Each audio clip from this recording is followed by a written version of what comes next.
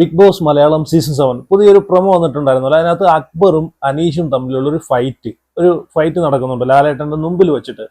Good morning എന്ന് പറഞ്ഞിരുന്ന ആള് പിന്നെ അത് മാറ്റി പറഞ്ഞ് സുപ്രഭാതം എന്നാക്കിയിട്ടുണ്ടായ ആദ്യ സമയങ്ങളിൽ 3-4 ദിവസങ്ങളിലൊക്കെ 3-4 ദിവസത്തോളം അനീഷ് ഗുഡ് മോർണിംഗ് ആണ് പറഞ്ഞിരുന്നത്.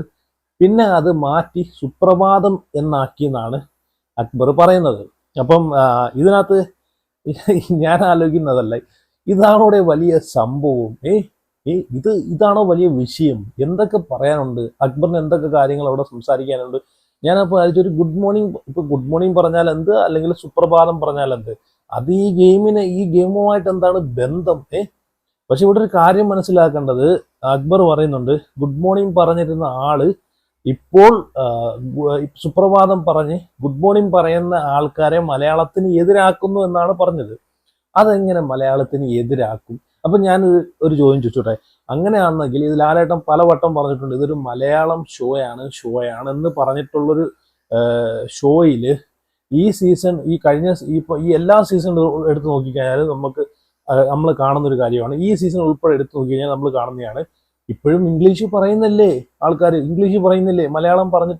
മലയാളം പറയാൻ ലാലേട്ടൻ ഒരുപാട് എല്ലാ സീസണിലും പറയുന്ന കാര്യമാണ്. എനിക്ക് തോന്നുന്നു ഈ സീസണിൽ മാത്രം അങ്ങനെ പറഞ്ഞിട്ടില്ല, കഴിഞ്ഞ സീസണിൽ വരെയും ലാലേട്ടൻ പറഞ്ഞിട്ടുണ്ട് ഇതൊരു മലയാളം ബിഗ് ബോസ് ഷോയാണ്, ഇവിടെ മലയാളം മാത്രം പറഞ്ഞാൽ മതി എന്ന് പറഞ്ഞിട്ട് ആരെങ്കിലും കേൾക്കുന്നുണ്ടോ? ഇവരെല്ലാം ഇംഗ്ലീഷ് ഇവരെ വായിന്നെല്ലാം വരുന്നുണ്ട്. അതൊന്നാമത്തെ കാര്യം. പിന്നെ ഈ അനീഷ് എന്ന് പറയുന്ന വ്യക്തിക്ക് പുള്ളിയതായിട്ടുള്ള വ്യക്തമായിട്ടുള്ളൊരു ഗെയിം പ്ലാൻ ഉണ്ട്. ഇപ്പം നമ്മൾ ഈ പറയുന്നുണ്ടെങ്കിലും പുള്ളി അവിടെ ഗെയിം കളിക്കാനാണ് പോയത്. ആ ഗെയിം പുള്ളി അവിടെ കളിക്കുന്നുമുണ്ട്. പുള്ളി എന്താണോ പുള്ളി വിചാരിച്ചിട്ടുള്ളത് ആ ഒരു സംഭവം പുള്ളി ഓഡിയൻസിന്റെ കയ്യിൽ നിന്ന് നേടിയെടുക്കുകയും ചെയ്തിട്ടുണ്ട്. കാരണം ജനപിന്തുണ എന്ന് പറഞ്ഞൊരു സാധനമുണ്ട്, അത് ഗെയിം കളിച്ച് പുള്ളി അവിടെ നേടിയെടുത്തിട്ടുണ്ട്. പുള്ളിയുടെ ഒരു സുപ്രഭാതം വരെയും പുറത്ത് ഹിറ്റാണ് എങ്കിൽ അപ്പം മനസ്സിലാക്കിക്കോണം പുള്ളി വിജയിച്ചു കഴിഞ്ഞു എന്ന്. അപ്പം മാറി ഇരുന്നിട്ട് കുറ്റം പറയുന്ന, ഇപ്പൊ ഞാനൊരു കാര്യം പെട്ടെ, ഇപ്പം അങ്ങനെ വിജയിച്ച ഒരാളെ മാറി ഇരുന്ന് കുറ്റം പറഞ്ഞിട്ട് എന്ത് കാര്യം? അയാള് ഇനി ഗുഡ് മോർണിംഗ് പറഞ്ഞാലോ, ഇനി ഈ പറഞ്ഞിട്ടുള്ള സുപ്രഭാതം പറഞ്ഞാലോ, അങ്ങാര് വിജയിച്ചു കഴിഞ്ഞു. അങ്ങാര് കുറെ ഓഡിയൻസ് സപ്പോർട്ട് അങ്ങാര് നേടി എടുത്തു കഴിഞ്ഞു, ഈ അനീഷ് എന്ന് പറയുന്ന വ്യക്തി, അല്ലേ? അപ്പൊ മറ്റുള്ളവരെ മാറിയിരുന്ന് കുറ്റം പറയാതെ സ്വയമേ എന്തെങ്കിലും അവിടെ ഉണ്ടാക്കിയിട്ട് മുമ്പോട്ട് കയറി വരാനാണ് നോക്കേണ്ടത്, അല്ലാതെ മാറിയിരുന്ന് കുറ്റം പറയാനല്ല. മാറിയിരുന്ന് ഇതുപോലെ കുറ്റം പറഞ്ഞു കഴിഞ്ഞാൽ അവിടെ ഇരിപ്പേ നടക്കൂ, അത് വേറെ ആരും. കാരണം ഇതൊരു ബിഗ് ബോസ് ഷോയാണ്, 100 ദിവസമേ ഈ ഒരു ഷോ ഉള്ളൂ. എൻഡ് ഓഫ് ദി ഡേ ഒരാളെ കപ്പ് കൊണ്ടുപോകും. അപ്പം മാറിയിരുന്ന് കുറ്റം പറയാതെ അവനെക്കാളും മുമ്പിൽ കയറി വരാനുള്ള പരിശ്രമങ്ങൾ നടത്തുക, അതാണ് വേണ്ടത്. അല്ലാതെ അയാളെ ഈ പറഞ്ഞിട്ടുള്ള ഗുഡ് മോർണിംഗ് ഹിറ്റായി, കണ്ണടച്ച് കിടക്കുന്നുള്ള സംഭവങ്ങൾ ഹിറ്റായി എന്നൊക്കെ അറിഞ്ഞതിന് ശേഷം ഈ പറഞ്ഞിട്ടുള്ള ഡയലോഗൊക്കെ വെച്ചിട്ട് മോശക്കാരനാക്കി സംസാരിച്ചാലൊന്നും ഇവിടെ ജനങ്ങളൊന്നും അത് പുല്ല് വില എടുക്കാൻ പോകുന്നില്ല. സ്വന്തമായിട്ട് എന്തെങ്കിലും ഗെയിം കളിച്ചിട്ട് മുമ്പോട്ട് വന്നാൽ മാത്രമേ ജനങ്ങൾ അക്സെപ്റ്റ് ചെയ്യൂ. ഇവിടെ ഗുഡ് മോർണിംഗ് എന്ന് പറയുന്ന അക്ബർ, എനിക്ക് തോന്നുന്നു പൊട്ടിക്കരഞ്ഞപ്പോഴത്തേക്ക് അക്ബറിന്റെ പോയ കിളിയൊക്കെ തിരിച്ചു വന്നെന്ന് തോന്നുന്നു. കാരണം എനിക്ക് അങ്ങനെ തോന്നുന്നത്. ഇപ്പം തന്നെ ഇവിടെ ഗുഡ് മോർണിംഗ് എന്ന് പറയുന്ന അക്ബർ ഇപ്പം ആദ്യ സമയങ്ങളിൽ ഗുഡ് മോർണിംഗ് പറഞ്ഞിരുന്ന ആള് പിന്നെ സുപ്രഭാതത്തിലേക്ക് മാറി എന്ന് പറഞ്ഞ്, ഈ ആദ്യ സമയങ്ങളിൽ അക്ബർ എങ്ങനെയായിരുന്നു? അക്ബറും അപ്പാനിയൊക്കെ ചേർന്നിട്ട് എന്തുവാടെ അവിടെ കാണിച്ചു കൂട്ടിയത്? എന്തൊക്കെ വാക്കുകളാണ് അവിടെ, എന്തൊക്കെ മോശവാക്കുകൾ ഉപയോഗിച്ചിട്ടുണ്ട്. ഈ അക്ബർ ഇപ്പോഴല്ലേ ഒന്ന് ലെവലായിട്ട് വരുന്നത്, അല്ലേ? അപ്പൊ ആദ്യ സമയങ്ങളിലുള്ള അക്ബറാണോ ഇപ്പോൾ ഉള്ളത്? അല്ല. അപ്പം അതൊരു ഗെയിം ഷോ ആണ്. അപ്പം പലരും അവിടെ ഗെയിമിന്റെ ഭാഗമായിട്ട് അനീഷിന് ചിലപ്പോൾ വ്യക്തമായിട്ടുള്ളൊരു ഗെയിം പ്ലാൻ ഉണ്ടായിരിക്കാം, ഒരു സ്ട്രാറ്റജി ഉണ്ടായിരിക്കാം. ഇന്ന സംഭവങ്ങൾ പറയുക, ഇന്ന സംഭവങ്ങൾ കാണിക്കുക, അത് ഓഡിയൻസിലേക്ക് എത്തിക്കുക.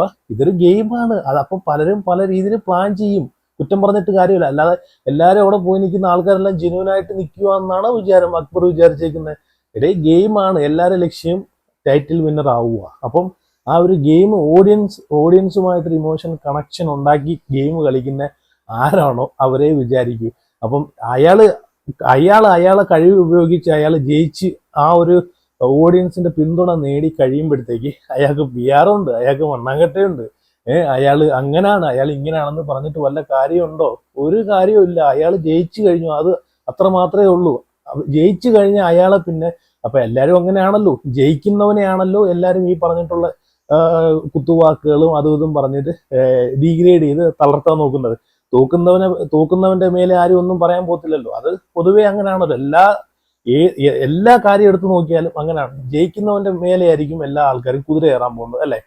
അപ്പൊ ഇവിടെ ഇവിടെ ഇപ്പൊ മാറിയെന്ന് ഇപ്പൊ അക്ബർ വന്ന സമയത്ത് ബീൻ ബാഗിൽ തന്നെ കെട്ടിപ്പിടിച്ച് കിടക്കുമായിരുന്നല്ലോ.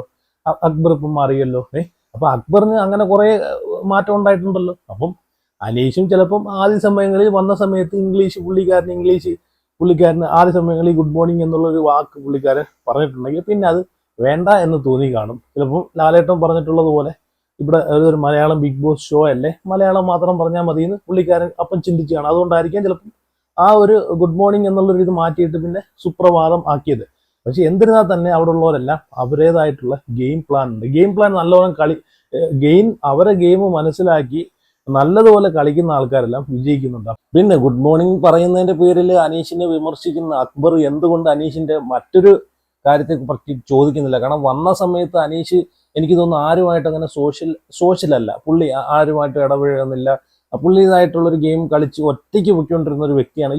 ഇപ്പോഴാണ് അത് കഴിഞ്ഞിട്ട് കുറെ കഴിഞ്ഞിട്ടാണ് ഈ പറഞ്ഞിട്ടുള്ള അനീഷ് എല്ലാവരുമായിട്ടൊന്ന് സംസാരിക്കുന്ന ഇടപഴകുന്ന സോഷ്യൽ ആവുന്നത്. അപ്പം അങ്ങനെ ഒരു മാറ്റവും അനീഷിന്റെ ഭാഗത്ത് നിന്ന് ഉണ്ടായിട്ടുണ്ട്. അപ്പൊ അതൊന്നും അക്ബർ കാണുന്നില്ലേ?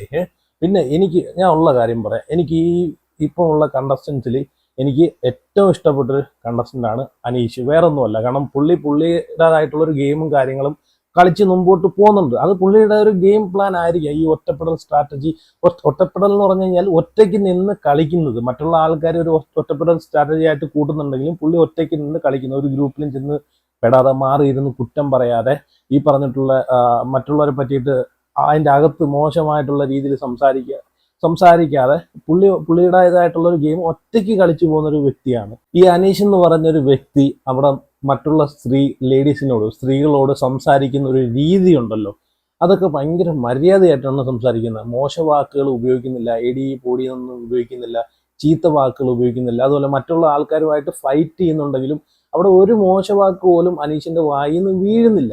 അതൊരു ക്വാളിറ്റിയാണ്. പക്ഷെ ഞാൻ പറയട്ടെ, അതൊരു നല്ലൊരു മനുഷ്യന്റെ ഒരു ക്വാളിറ്റിയാണ്. കാരണം പുള്ളി ജീവിതത്തിലും അങ്ങനെ ആയതുകൊണ്ടാണ് അങ്ങനെ പുള്ളി പെരുമാറുന്നത്, മറ്റുള്ള ആൾക്കാരോടും അങ്ങനെ നല്ലപോലെ പെരുമാറുന്നത്. ഇപ്പം ഇതൊരു ഗെയിമിന്റെ ഭാഗമായിട്ട് ഒരാൾ ഒരു പ്ലാൻ ചെയ്യും.